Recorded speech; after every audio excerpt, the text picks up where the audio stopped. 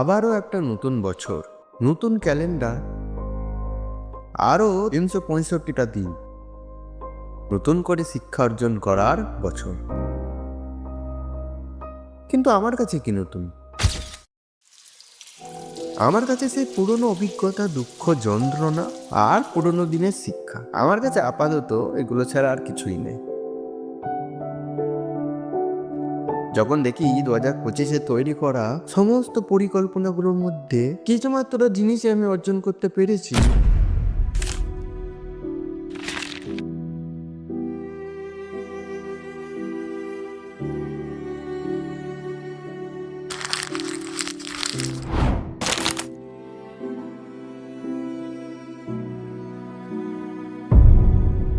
এটা দেখে দুঃখ হচ্ছে ঠিকই, কিন্তু কিছু ভুল আমার ছিল আর কিছু ভুল পরিস্থিতির জন্যই হয়েছে।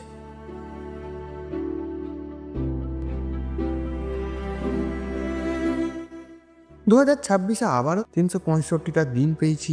আবারও চিন্তা ভাবনা পরিকল্পনা করব, আর মানুষের কাছে এগুলো তো অফুরন্ত।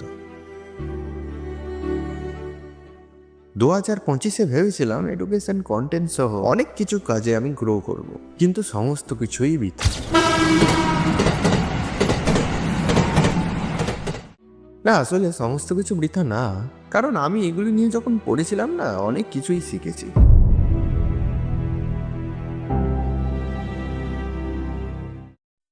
তাই সে সমস্ত শিক্ষা নিয়ে আবারও আমি কিছু করব, আবারও আমি গ্রো করার চেষ্টা করব। বসে থাকবো না, চেষ্টা করব। তাতে হয় হবে, না হয় না হবে, আমার কি হাত আছে? তবে আনন্দটাই সব। পাশাপাশি কলেজে শুরু হয়েছে, কলেজেও যাব।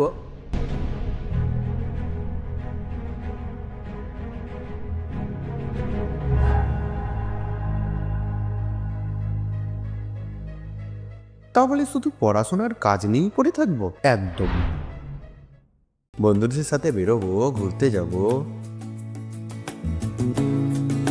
চা খাবো, আর যা যা নিত্য প্রয়োজনীয় জিনিস দরকার নিজেকে ভালো রাখার জন্য সব কিছুই আমি করবো।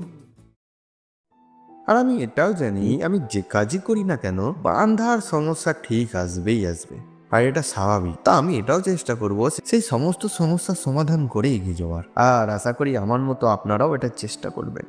আর এর জন্য আপনাকে কিন্তু একজন সাহায্য করবে, কে জানেন? আমার হনুমানজি। তাই রাম নাম সহ হনুমানজিকেও ডাকতে ভুলবেন না। আর হ্যাঁ, এই কাজটা কিন্তু সবাই পারবে না,